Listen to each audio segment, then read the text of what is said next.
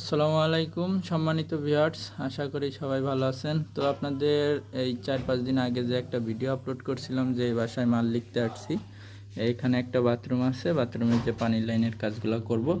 তো চাচা আমাদের মালামালগুলো সব কিনে নিয়ে আসে, এই যে আমাদের বিপ্লব ভাই আর আমি কাজগুলো করতেছি।